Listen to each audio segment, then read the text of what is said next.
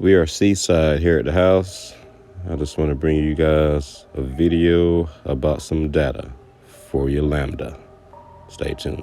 Seed in your belly, a rock on your finger. Stop being a swinger, the drama still lingers. Sometimes it's worth it, nobody is perfect. Whatever I did to deserve it, must have heard it. It's true, I can't escape your touch, but like you too, I only can take so much. Yeah, thank you. Alright YouTube, what's up? It's Magnus. Today, I'm just going to give you some vehicle information and vehicle data. If you still own one of these vehicles, and I mean the Lambda series, where you have a Buick Enclave like this, a Chevy Traverse, Saturn Outlook's been discontinued, but if you still have one, this applies to you as well, and GMC Arcadia. The vehicle's equipped with the 3.6 VVT engine, whether it's front-wheel drive or all-wheel drive, 6-speed, shiftable automatic. This data will apply to you. This is a 155,000 mile example. This is some of the data that you'll have, operating data, if you still have one of those vehicles. We'll start from left to right. Transmission temperature, right now we're sitting here idling, and it's 167 degrees. Now, under normal driving conditions, if you're out on the road, that is going to be above 200 degrees. Probably gonna be about 210, 215. Now, the reason why is because the trans-cooling system is integrated with the radiator, and it's a small chamber, not really that big, and it's not large enough for this vehicle. This is a heavy SUV. This series of vehicles would have greatly benefited from an external trans-cooler. Would have really kept those temps down. That's one of the major gripes about this platform vehicle, is that the transmissions got too hot and they failed. We're going to be probably doing a external trans-cooler modification on this vehicle here in the near future, just to get those temps down when you're under operating conditions. Oil temp stays around 200, 208. The AC system, that's the AC pressure. And you'll see it raise and lower. It's about 149 right now. It'll go up to about 200. This is a dual climate system, so that number is going to change a lot. No misfires.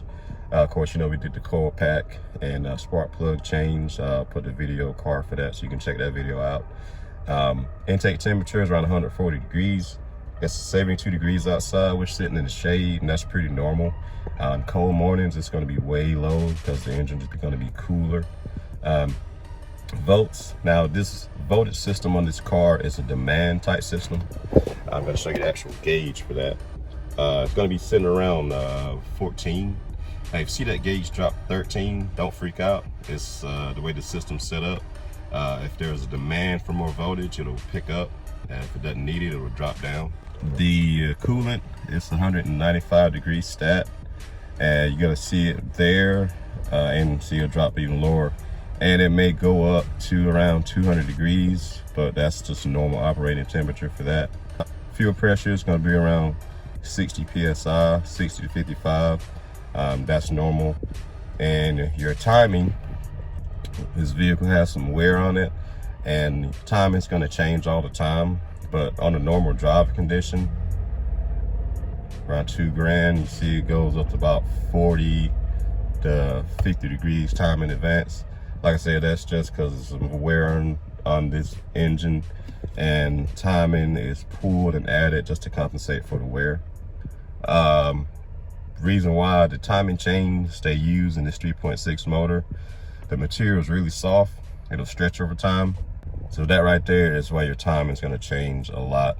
Also, oil life on this vehicle, don't go about the oil life on any vehicle, these new vehicles. As you can see, I changed the oil every 3,000 miles. See, I just changed it. Next time I change, it's gonna be 158. It's at 155 right now. But I changed the oil. It was showing that it was only at 55%. Don't go by that. A lot of people wait till their oil gauge gets to 0, and you don't do that. Just remember, your oil gauge is not a gas gauge. You don't wait till it's on 0 before you change your oil. If you keep doing that, you're gonna have some problems, I guarantee you. But never go by the oil life. I keep up with it. I do every 3,000 miles, and that'll help prolong the life of this engine, especially this platform. You really need to change the oil way more frequent than the oil life gauge says. But as far as engine and transmissions, if you have to replace anything, engines range from 25 to 26 to up to $35 to $4,000. Remanufactured and used engine is going to be around 20-25. Like, remember, there's front wheel drive and all wheel drive variants for this vehicle, so the transmission is going to range, you're looking at about $2,600 with a $1,000 core charge on a remanufactured transmission. Now you can get some used pullouts with 116,000 miles, around $500-600, which is kind of cool. This is a shiftable automatic, so you reach down here and put it all the way back in the L, and you can hit your button here. You can change the gears in this transmission. It's pretty cool if you want to drive that way. But that's all I got for you guys. Just some data for you, some operating data, just so you can be aware of, you know, what your vehicle's doing if you still have one of these. All right, I've been Magnus. I hope this was helpful to you. Hope I've given you a little more information about this vehicle and some data you can use if you have one, or if you plan on purchasing one of these vehicles. Hope this is helpful to you. I'll catch you in the next one. Peace. Stay tuned.